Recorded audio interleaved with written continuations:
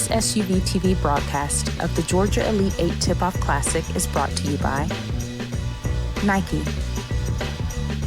AOT, Slam, and Bleacher Report.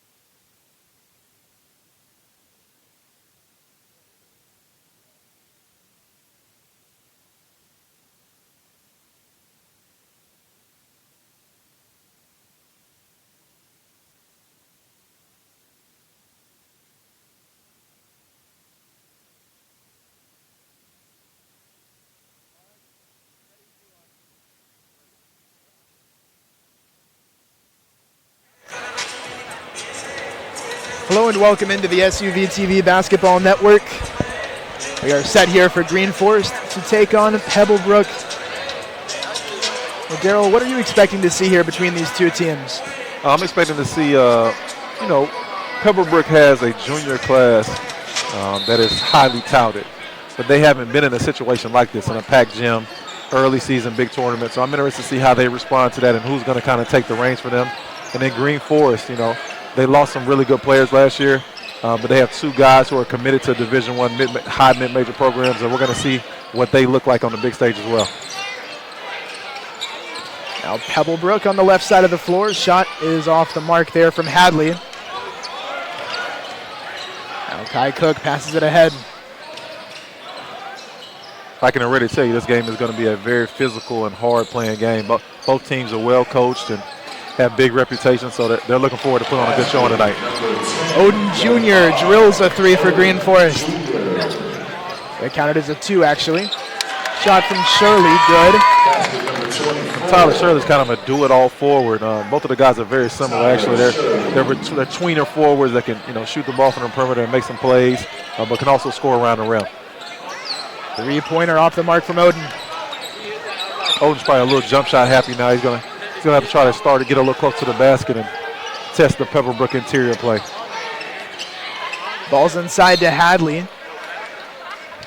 Now on the other end, Pebblebrook is going to have to make jump shots because, as you can see, Greenforest has a lot of length and athleticism on the inside. So if you're not going to make shots from the outside, it's going to be hard to beat them. Ball comes in quickly. Kleiss puts it up off the back iron, no good. Well, part of that defense is freshman Guy Chol, 7-footer with an offer from St. John's. Kai Cook hits that J for Greenforest. They're up 4-2.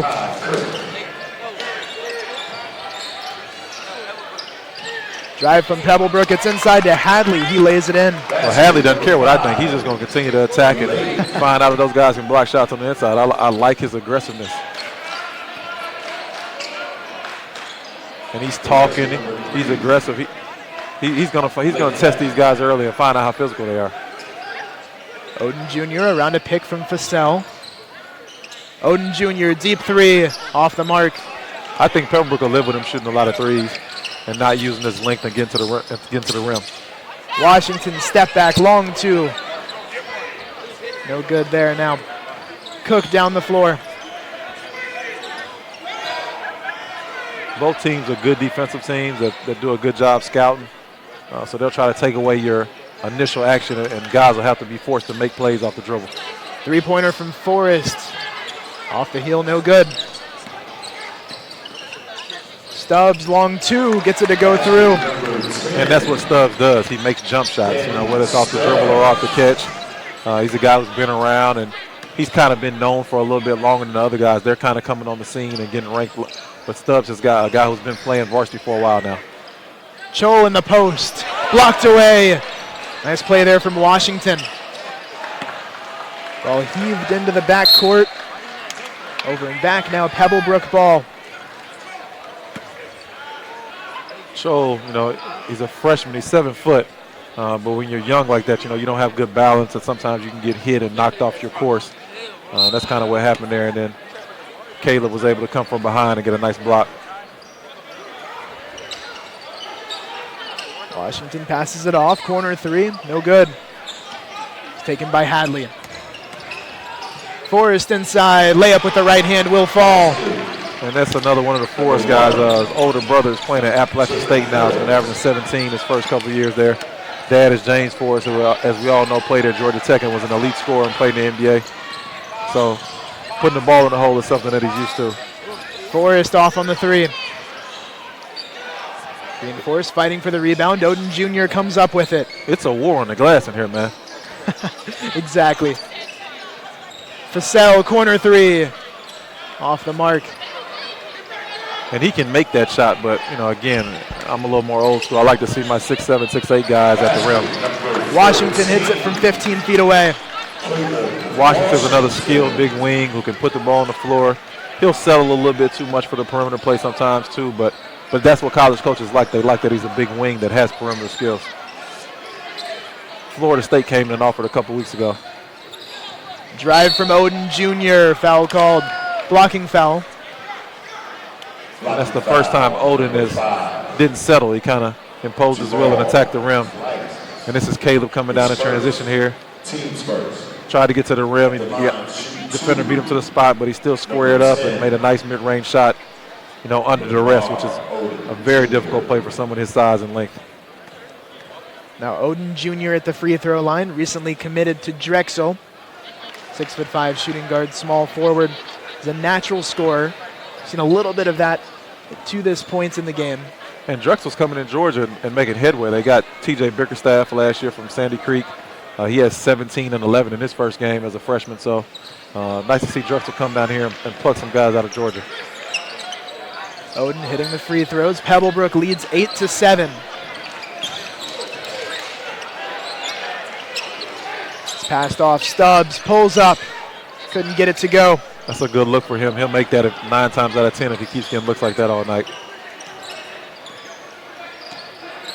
Now Cook, a smaller point guard with great vision, as I've been told, passes the ball off and gets it back. Looks like Pebblebrook's theory is to down or what they call ice the ball screen, which is force everything down towards the baseline and not allow you to come off of it and kind of keep you on one side of the court. Travel called before Fassell nailed that jumper. Falcons basketball. Pebblebrook ball. Greenforest goes into this. It looks like a 2-2-1 after every dead ball or scored basket. So they're going to kind of find out and test your perimeter players and then also kind of disrupt your flow offensively and make you take a little bit of time off the clock. Clias pulls up, couldn't get it to fall. Nice box out.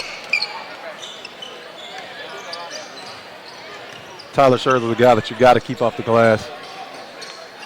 Now Fassell, nice touch with the right hand. And that's what I want to see him do more. I mean, it's nice and all to be able to make three-point shots, but when you got that kind of size and touch, get closer to the rim and use that touch. Shirley hits a three. Tyler Shirley puts Pebblebrook up 2. He's the kind of guy that goes to college and, people have known he's a solid player, but he has a better college career because I think he has a high IQ. He can make shots. He's long. He can rebound the ball. He's kind of a switchblade. He can do a lot of different things, and I think he's going to go and make somebody a happy coach and a smart recruiter. Stubbs with the right hand lays it in. Basket number 10. So far, it looks like Pebblebrook's pressure is bothering Greenforest a little bit more than Greenforest pressure is bothering Pebblebrook. You see Stubbs there with that layup. Really good lead guard for Pebblebrook, one of their top guys in that junior class. Odin Jr. to the corner, Forrest for 3. Wouldn't go. He's not bashful. Oh, great effort and hustle right there. Bounds now, ball to Pebblebrook. We'll check out the replay, Daryl. So he swung it right here. Very patient, threw it down to Fassell, and a beautiful jump hook. Great touch. And again, we'd love to see him play like that more often than not, because in the state of Georgia at the high school level, it's going to be hard to guard him in that situation. Pebblebrook inbounding. It's up to Shirley. Pebblebrook, a team that went 20-10 a year ago. Three-pointer from Stubbs is now good. Stubbs has a nice looking stroke, though. He felt that the defender didn't allow him to come down and land, so it should have been a foul call. Him and the ref are talking it over now. Number 4. Now Tenebe is in for Greenforest. Andre Young is into the game for Pebblebrook. Greenforest inbounding. Neither team has gotten into a great rhythm on the offensive end. I think that's a credit to both coaches doing a good job defensively and, like we talked about earlier, taking away those first actions and making guys make plays. Kai Cook driving right in traffic. Now Chol makes a move in the lane, off the window, no good. Odin tried to tip it out but commits a foul. Man, Chol is long and athletic, but again, he's a young kid, so he's trying to figure it out. It's his first varsity game, first varsity start, coming in a great environment here at McEachern High School. There's no way he's not nervous. I mean, it's a sold-out arena. Yep. He's probably never played in a situation like this before, but as the game goes on, hopefully those nerves will settle in. We talk about him playing his first game. He's already got an offer from St. John's, and he's never even played a varsity game at the high school level. Nice. Odin Jr. behind the back, has it poked away. Pebblebrook able to recover. Young heaves it down the floor. Stubbs over to Shirley. The tray won't go. Probably a little bit of a heat check by Shirley there. Odin Jr. running for Greenforest. Layup goes. And that's why I'm saying Odin Jr. should be attacking the basket. I mean, he's long, he's rangy, he's a good athlete off his left foot. Don't settle for jump shots and bail the opposing defense out. Attack and apply pressure on them and make them block your shot or foul you. 25 seconds to go in the quarter.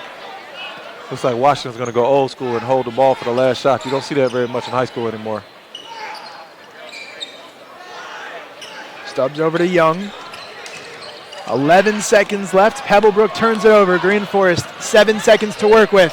Cook has it blocked away by Stubbs, but it's laid in by Odin.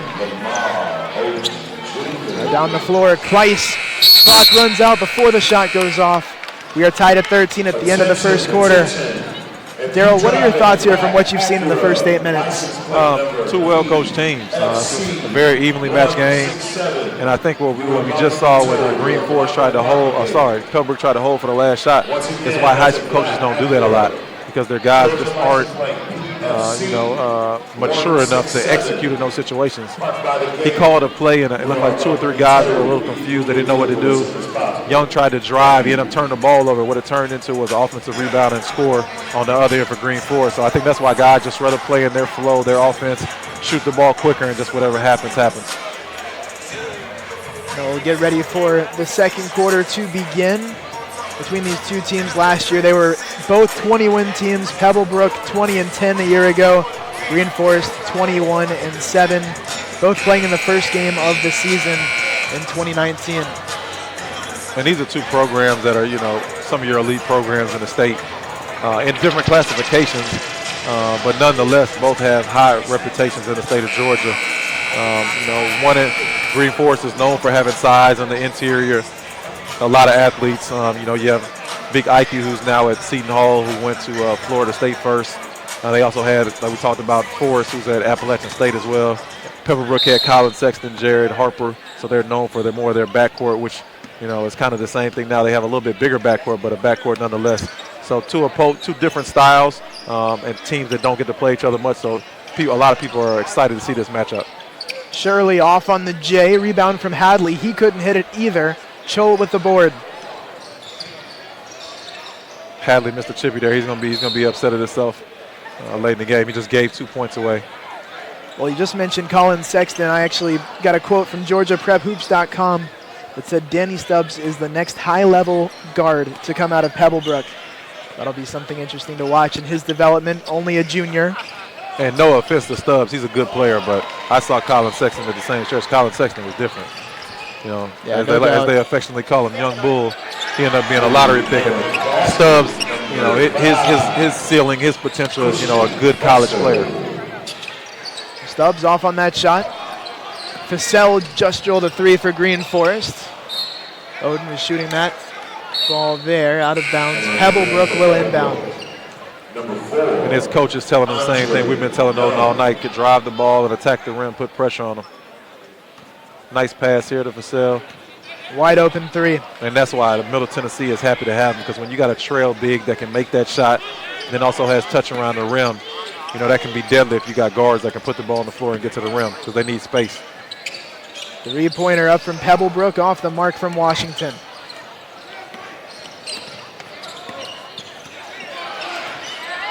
Nice pressure in the backcourt. Young with a good crossover, working mid-range J, won't fall. I like Young's energy and spunk, and he's very quick, but he's got to just slow down a little bit and make sound decisions with the ball. Nice move. Tenabe with a nice make for Greenforest. A really nice move. I don't know if you know this name, but it reminded me a lot of Will Richardson, a guy from down in the Savannah area that's out of Oregon. They got the same kind of look, and Will Richardson was a big guard who made those kind of plays on a consistent basis. Ball comes over to Young. We're 6 minutes away from halftime. Pebblebrook is a little slower and old school and like to get something good out the half court. Greenforest is a little more up-tempo and will shoot the ball quickly. Shirley, another mid-range shot. Nice offensively rebounded. Stubbs has it blocked away by Fussell. A lot of length and athleticism in there. Ball comes over to Odin Jr. He slashes inside, puts it up with the right hand. It won't fall. Still a better move by him to attack the basket, though. Looked like the ball hit off of the official, stays in play, now Greenforest ball.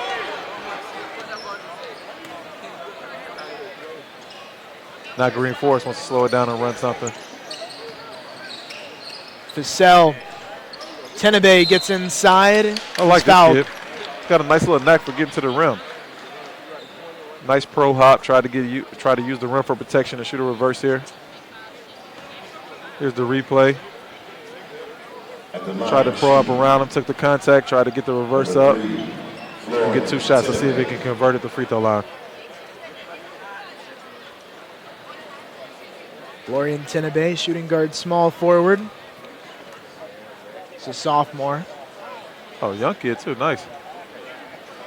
I don't think he started, did he? He did not, no. Yeah. First man off the bench for Greenforest. And he's coming in with a vengeance too. Coming and play very aggressive. Has a lot of confidence in himself. Now Chol has come off. Into the game, number 23. Now in for Greenforest, Madel Deng, another freshman. The freshman for freshman swap there. He's another freshman with length too. He looks even taller. It's quite a freshman class for Greenforest with those two they'll already. Be good for a while. No doubt. Deep three off from Stubbs. Stubbs had a shot away early, but if he keeps getting looks like that, he will make shots. Tenabe turns it over. Young. Three-pointer from Rivers, no good. They're getting good looks though, and I think they need to stay aggressive. It's only a 5-point game, and if they keep getting looks like this, they have a chance of finishing those plays. Now Stubbs dashing down the floor, pulls up. Long two-pointer won't go. What you're not going to get is a lot of offensive rebound attempts and second shot opportunities because they have so much length and athleticism for Greenforest. So you probably want to be wise and take a good shot every time down the court if you're Pebblebrook. Foul called in transition there. Looks like it's on Tenabe. His first. Now Young will inbound for Pebblebrook. Good energy for him. They bring Forrest back in. Maybe he'll settle in. He has some good open looks earlier, and he's known as a scorer as well. Looks like they're settling back into a big 2-3. Going to force Pebblebrook to make jump shots from the perimeter. Shot there from Washington, a bit long. Now 18-13.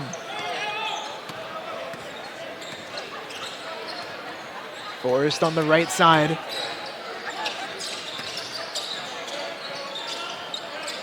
Odin trying to do a little too much. Odin turns it over, almost turned it over. It's over and back now. Good The call by the Pebblebrook official. ball. There's a Rivers that dove for it there from the Falcons. Nice sub to get Odin a break and talk to him. Tell him to settle down. He doesn't have to take 6 or 7 dribbles. You know, just make one or two dribbles, get by your defender, and get to the rim. It's over to Young. Jump shot was no good. Young has not shot the ball well from the perimeter so far today, but he's not bashful, and the coaches aren't fussing at him, so I'm assuming these are shots that he normally makes. 3:25 to go. Leading scorer for Greenforest is Odin Jr. He's got 7 points, leading all scorers. Shot off the mark there from Smith.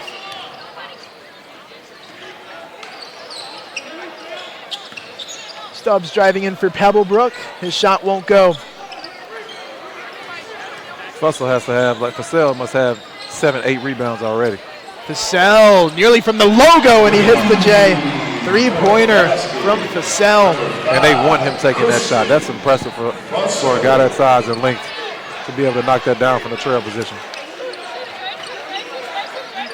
Almost at the logo. Ridiculously incredible shot. That one will go for Kleis. And Kleis finally makes an appearance. He's another guy who's moved up in the rankings, but again, he's never been on a big stage like this before, so he's trying to find his way. Kleis ranked as the number 16 player in Georgia in the 2021 class, according to 24/7 Sports. Forrest loops it in. Fussell to Deng. Nice shot from about 10 feet away. Nice touch. And you can see he's very thin, so he probably doesn't want to, take the bump in the contact yet, but nice shot from midway to about 8 feet out.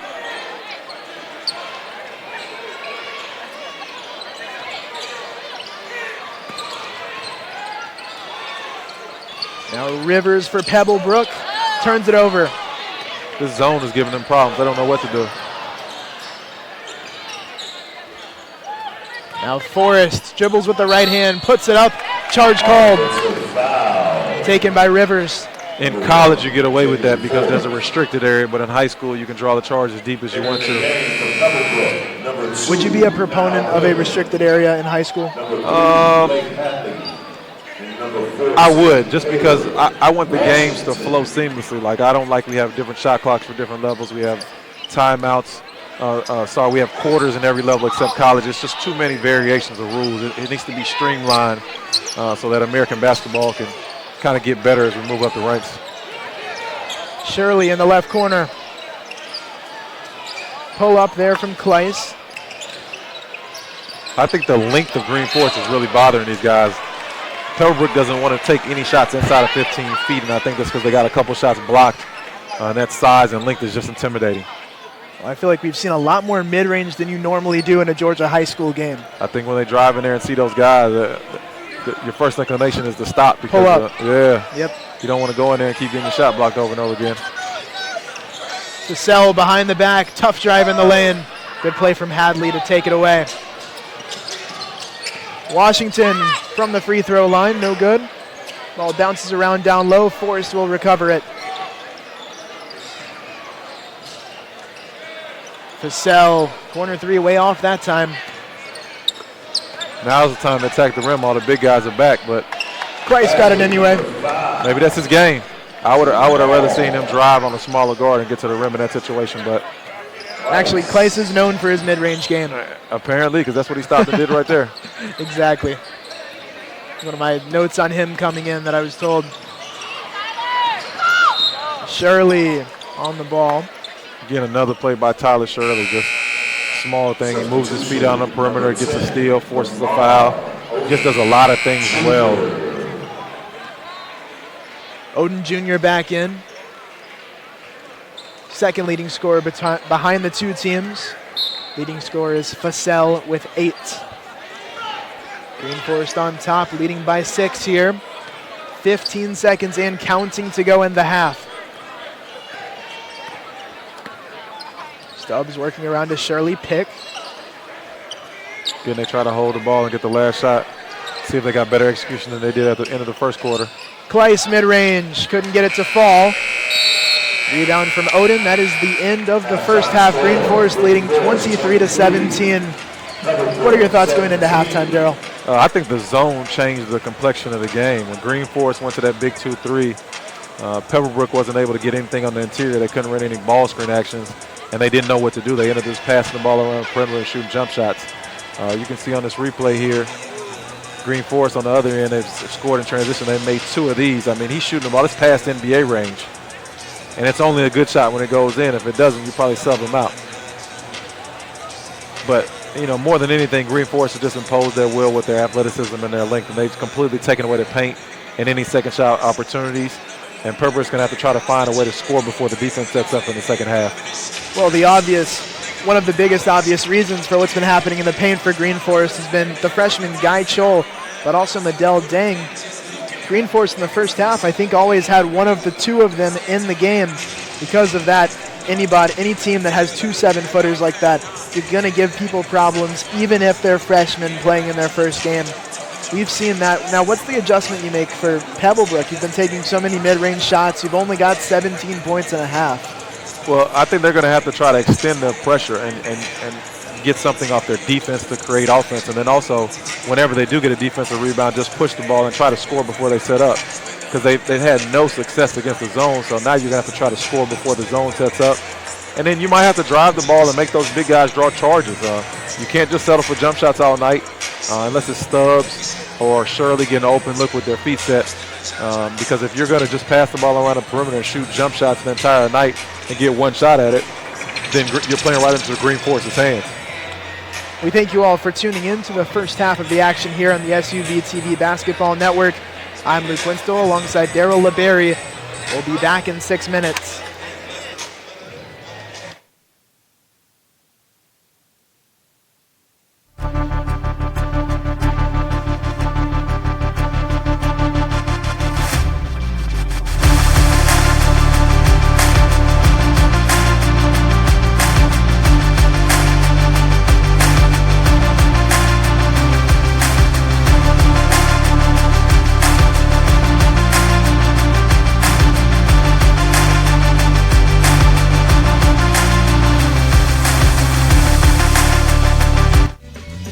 This SUV TV broadcast of the Georgia Elite 8 Tip-Off Classic is brought to you by Nike,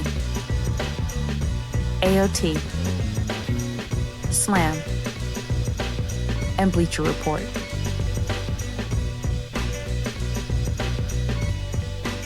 Tamara Brown with SUV TV at the CP3 Rising Stars Camp. SUV TV's 2019 NBA Draft Day coverage. Anthony Edwards Collegiate Decision, presented by the Georgia Hoop Circle on SUV TV. SUV TV brings the game to the audience. You give a better focus on the actual game at hand. Sometimes you could tell it's just a running camera by itself sitting there, but with SUV TV, it's more of a personal experience. Just the exposure, being able to see games that you normally wouldn't be able to see, not only here locally, but across the country. Those angles make you pick up different things as a coach, as an evaluator. They're giving you great quality, nobody talking in the background. I think it brings basketball to the forefront. Whether it's a family member that lives in a different state, they can watch the game, or just bringing in more coverage for these players, or if it just allows us to raise more money for something like Susan G. Komen. And so I think this event has grown because you guys have been a part of it the whole entire time. SUV TV has given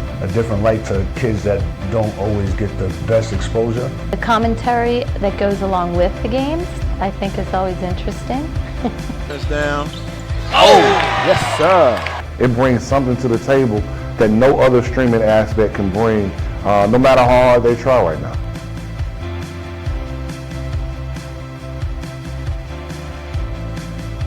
Dayton Avian Williamson at the buzzer. That is how you get the Peachtree Corners Invitational started. And that will do it. Thanks for joining us.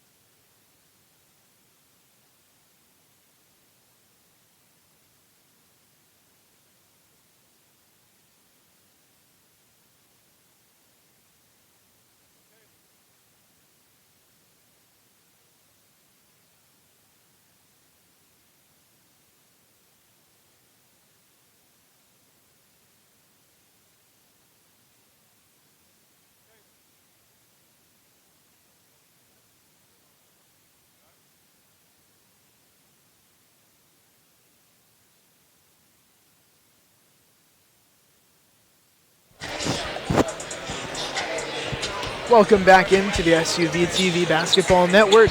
Greenforest will inbound to begin the second half. They lead by 6, 23-17. They are led in scoring by Christian Fussell with 8 points. Lamar Odin Jr. has 7. Man, it's been a slow-paced game, and it's been a little bit of a knockdown drag-out, but the environment and the atmosphere has been terrific, and it's a who's who in here, whether you're talking about the best high school players in the state, college coaches from all levels. I mean, this is a big-time event, and they've done a terrific job here, and I'm excited to be here. Odin Jr. kicks it outside. Three-pointer won't fall for Cook. Cook gets an offensive rebound. Nice spin move. Fussell couldn't lay it in. Guy Chol couldn't finish either. Ball bounces around down low. It's out on Pebblebrook. And that's been a story of the game on both ends. A lot of little easy chippies around the rim have been missed. And a little bit I would attribute to good defense, and a little bit I probably attribute to nerves. First game of the year, guys are trying to get into a rhythm and the flow. Pebblebrook ball actually off of Greenforest. Stubbs over to Shirley. Stubbs floats it up off the back iron. Now Cook. Odin Jr. charges in the lane. It won't go. Cook in the corner. Forrest from 15 feet away nails a J. Cook doesn't score, but he does a lot of little things. He's scrappy. He actually gets rebounds, any long rebounds, gets his hands on balls. He's an excellent passer. This is him getting an offensive rebound in the corner and making a good decision to hit Forrest in the middle for a nice touch on a 14-footer. 25-17, Greenforest leads. Last year they were 8-6 when they played at neutral sites. Number 4 team in 1A, number 52 team in Georgia, finished in the top 1,500 in the country. Coach Griffin from Greenforest has that scowl on his face. He wants his guys to keep the intensity up. It's an 8-point game, and he wants to get this thing to double digits because, you never know when a team to hang around. This game is a little bit more of a home environment for Pebblebrook. They're not too far away from here. And you especially want to get ahead on Pebblebrook with the talent they have, their junior class that we've talked about.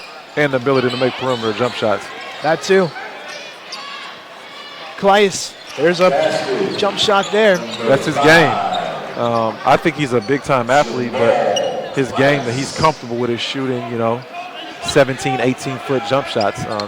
Hey, you got to know what your niche is and be confident in it, and hopefully he can continue to use that as a strength and expand on it as well.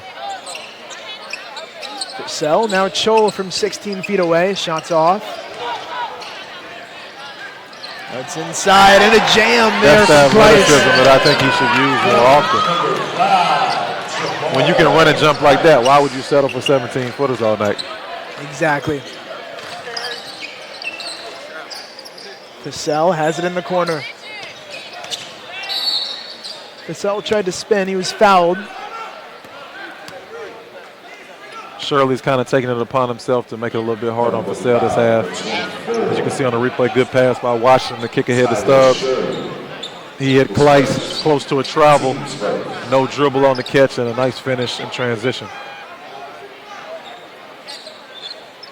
Same play, different angle. That was actually the kick ahead pass. The hockey assist was a great pass by Washington to get the fast break started and a nice finish by Kleiss at the end of it. Kleiss thus far, he's really only hit the mid-range shot. That's his first real inside look. It is. Coming off a dunk. Did well to get into the space there, finding room. Now Fussell inside to Chol. He's fouled from behind. Foul on number 24. Foul on Shirley. Ty Shirley. That's 2 quick fouls for him to start the third quarter. Team second.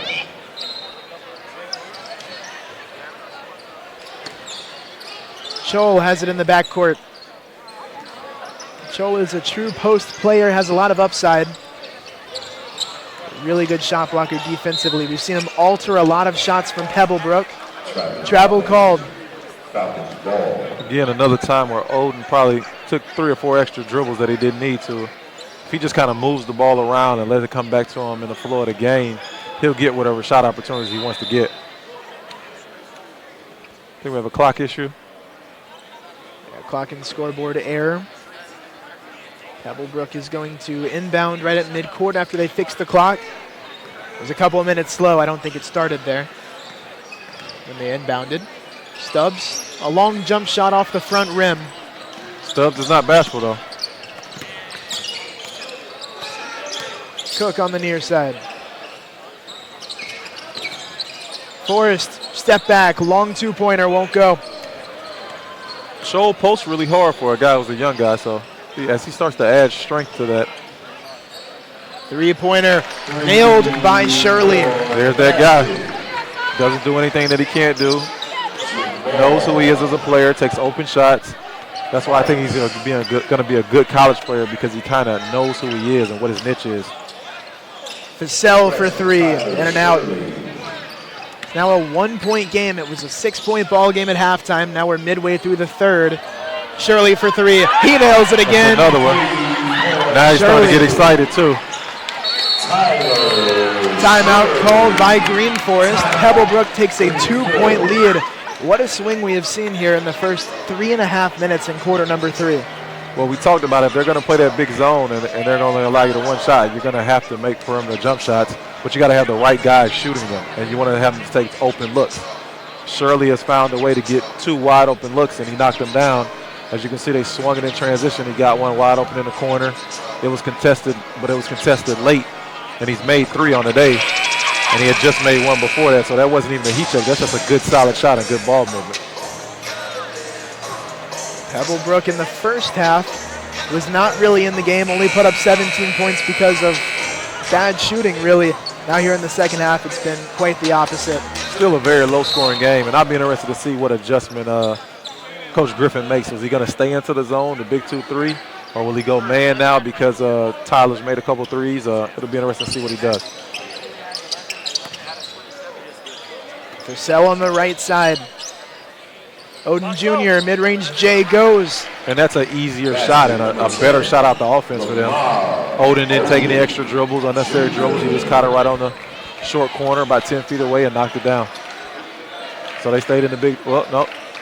This can't be the 2-3 because Cook is down too low. Looks like they went matchup zone.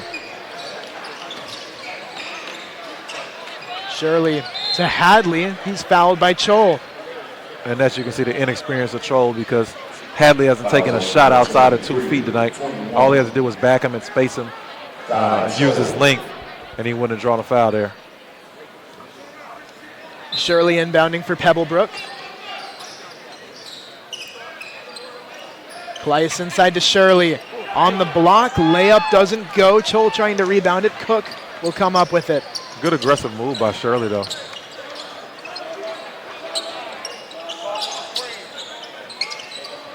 Cook wants a screen from Chol. He goes left around it. Cook, step back, air ball. One of the first shots I've seen him take, and it was a bad one. He's only made 1 thus far. Stubbs, short 3 from the corner. Now Vassell. Chol charges inside, lays it in.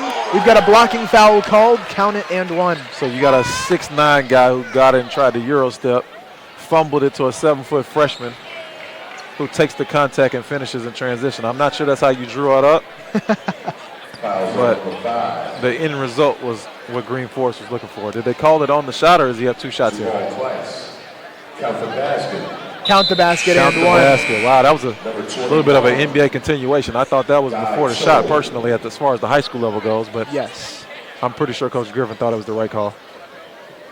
As you can see, Coach Wash. Can we get that again, the replay? Coach Washington is trying to explain that right now to the official. He thinks that it was a continuation in the NBA as well, which I would agree with. Let's look at that again. Here it goes. So he drops it off. Scholl picks it up. He's fouled here well before he gathers and shoots the ball. At the NBA, that's an easy and 1. College kind of depends on if you're home or away. In high school, that's a foul before the shot all day long. I concur.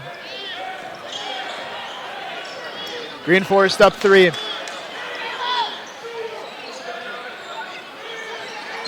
Shirley at the charity stripe. Back iron, no good. Vassell with the rebound. So they brought Young back in. Young caused a little havoc defensively earlier. Let's see if he can bring that same kind of pressure. Why is he Sell shooting from so another far? one. I don't know Front why rim. he's shooting from so far. I don't care if he made the first one or not. If you can step in 10 feet and get the same amount of points, then step in 10 feet and get the same amount of points. Odin scrambling for it. Wild play. We've got a jump ball called here. Oh, you can't tell me this is the first game of the season. It doesn't mean something. These guys are getting after it.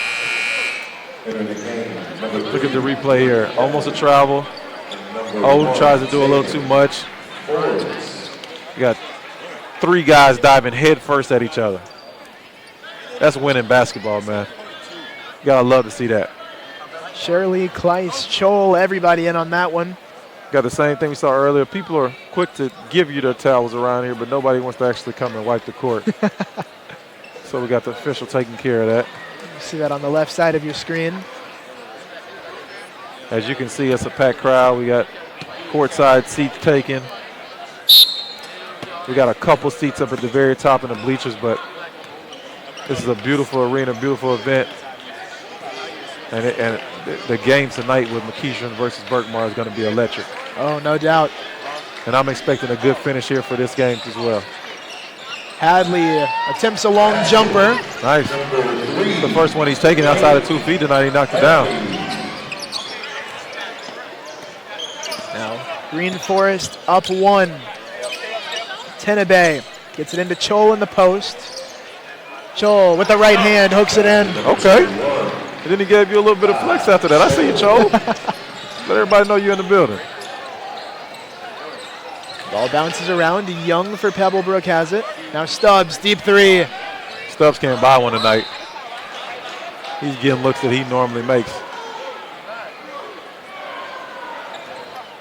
Chol rated as the number 10 player in Georgia, number 148 in the country for the class of 21. If he continues to work, you can't teach 7 foot.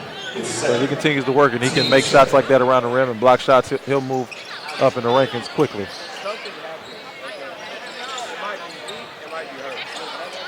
Kleiss is going for the mid-range again there. Greenforest up 3.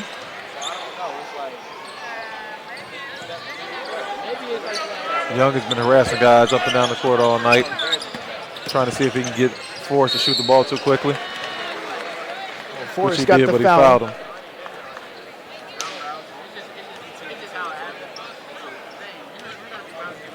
Now Forrest is at the free throw line. Foul on Young was called on the shot. A little bit of a force there, but it worked out for him. See if he can make both. Forrest at the free throw line. Dang is going to check in for Fussell. Now we've got something really interesting here, assuming we don't have another substitution. Chol and Dang both on the floor. 2 7-footers at the same time for Greenforest. Young and inexperienced, though. We haven't seen that so far this game, but it'll be interesting to see how they play together. First combination of them ever at the varsity level. And they'll definitely be zoned. There's no way you can play those 2 guys in man. I was going to say, if you're having trouble with a 2-3 zone earlier, how about now? Or a 3-2, either way. Foul called.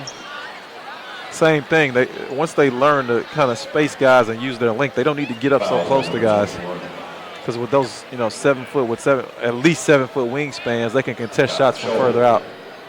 Dang looks to be about maybe 7'2". I think he's taller than Chol is. Yeah, I believe he is. With longer arms as well. I think Chol might be the more developed player, but Dang is the Physically, taller one. He looks like it for sure. Right. But believe me, I think Pebblebrook thinks they see 6 or 7 people out there right now. And there's a lot of length out there. Ball's over to Stubbs in the corner. He tries to drive baseline, but steps out.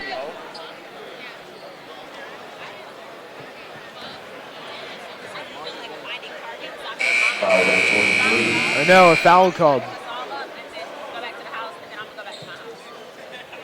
Might have been Tenabe that they got with the foul.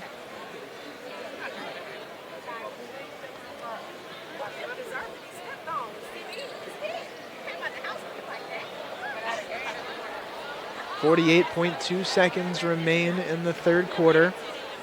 Stubbs is waiting to inbound for Pebblebrook. The referee conversing with a few people over at the scorer's table. Not sure what the issue was. don't believe it's a clock or score issue. I don't think so. It's been a lot of conferring going on from the officials. I'm not sure if they know that we're a little bit behind, so we need to speed this up. Yeah, for sure. Make a quick decision and keep it moving. Yeah, we were supposed to have that McEachern game start at 8:30. It's 9 o'clock, and we've still got another quarter to play here. We do. So a little behind, bit of an understatement for sure. Ball comes over. He's got to make that for three. one. Yeah, too open on that one. Tie ball game. I mean, Greenforest is fortunate because Stubbs has had about 10 open looks that he normally makes. Bowden gets it stuck in between the rim and the backboard. It's hard to do that, too. I like how Hatley went and said, hey, 7-footer, we need you to go up there and get this. Yeah. I'm pretty athletic, but it's a little easier for you.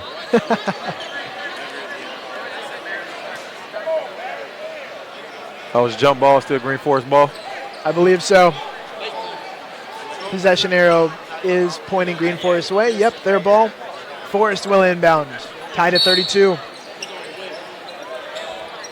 Touch under 31 seconds remains in the third quarter.